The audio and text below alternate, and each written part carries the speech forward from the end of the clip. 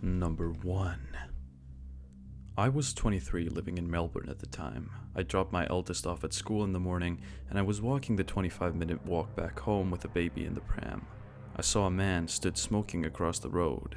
Bare chest, thick gold chains, and bad teeth, over 6 feet. He crossed over while walking behind me. I crossed over, so did he, no big deal. I went across another road, and he crossed again when I did. My instincts were going haywire, so I crossed again, and so did he. He came up behind me and said, "Cute baby," and started asking where I was going. I lied and I said I was nearly home and my partner was there. He was all up in my space. Everything was telling me this guy was bad news. I never felt my body prepare me so much. I was on a steep hill, and I knew I couldn't let go of the pram to fight him off. There seemed to be nobody there at that time in the morning. I tried to carry on the conversation and reach my house. He follows and asks if I was lying about my partner being home, which I was. I didn't say anything and just darted in through the door. By some miracle, I managed to shut the door. I still remember his face through the crack. I hide my son upstairs in his cot, frantically ringing my partner, and I see the man come over my back fence looking through the patio doors right at me, fogging the window with a manic smile. He had really bad teeth. My partner finally answered and told me to call the police. I don't even know why I didn't to begin with. He disappeared to the church my house backed onto. The police response was brilliant. They were there within 15 minutes searching. Turns out after he had followed me, he had dragged a lady down an alley and tried to rape her. Her little barking dog saved her as another man came to investigate. All at 8:30 in the morning. I left Australia to come home about 2 months later. The police caught him with mine and the other woman's help, and he served 7 years.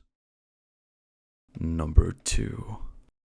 This story happened to my mom when she was young, about 7 to 10 years old. She was walking around the little town she lived in at the time, and she sees a tall and skinny man standing roughly 10 meters away from her on a sidewalk opposite to her. He calls out to her, asking her to come over to him, which she does because she's a kid and doesn't know any better. The whole "don't talk to strangers" narrative wasn't all that prevalent at the time, and it's also important to mention that the town my mom lived in is really small. Only a couple hundred people lived there, so trust was very easy to obtain, especially from a child. Regardless, my mom walks over to the guy, and he asks her if she's hungry, to which she responds with yes. He gives her a few bucks and tells her to go buy him a non-alcoholic beverage and to get herself something while she's there. My mom, thinking this guy's just trying to be nice, goes to the nearest store and buys some items and returns to the guy, who seems to be very grateful, and asks if she wants to see something amazing he has back home. My mom isn't very fond of this idea, but after some picking and prodding decides to go with him. They end up at his house, which he is sharing with a roommate. The roommate was huge, taller than the other man, and built like a bulldozer, according to my mom. The skinny man says hi and tells the roommate that my mom is his niece, which she is confused by but plays along with.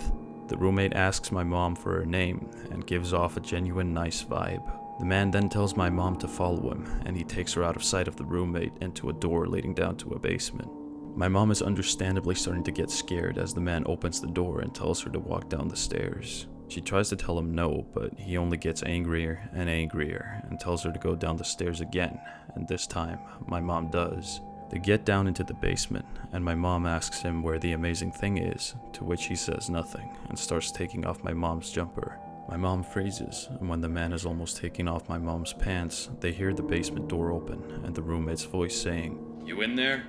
The man immediately starts freaking out and tells the roommate not to come down, to which he replies, "Why? Where's your niece?" and starts walking down the stairs, only to see the man in his underwear with his pants around his ankles and a 10-year-old girl half naked in the basement.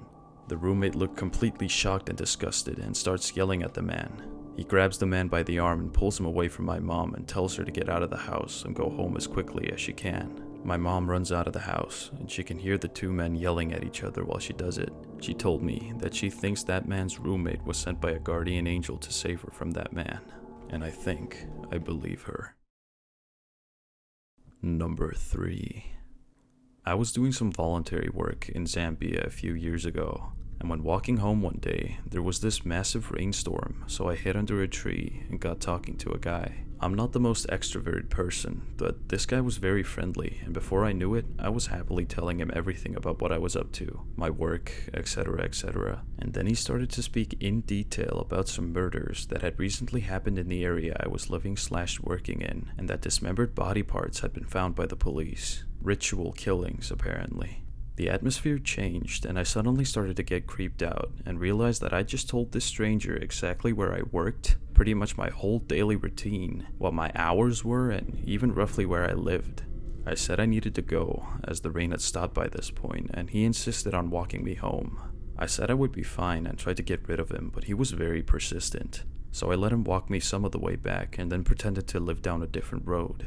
I hid around the corner for about 30 minutes and then snuck back around to where I was living. I told my Zambian housemate what had happened, and he was rightfully flabbergasted and concerned that I'd shared all that info with this random guy, as that is simply not something that is safe to do in Zambia, or probably anywhere either, to be honest. That night, we had a load of shedding, so all the electricity was down for the whole night. Everything was completely blacked out. Suddenly, all the dogs in the area started going nuts. They'd never done that the whole time I was living there. I was on edge as it was, so I went and hid in my housemate's room with him, and we tried to peer out the window to see what was going on. I couldn't see anything. Then we heard gunshots and clanging metal, security gates, and the dogs kept going crazy. We were both freaked out, and he told me even if we had to call the police, it's rare they actually bothered to do anything, as none of them stay in the station overnight. Then, there was a massive thunderstorm, and luckily it all quieted down after that, and we were able to get some sleep.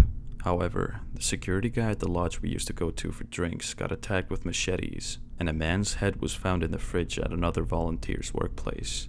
Getting a taxi to and from work every day, and barely sleeping.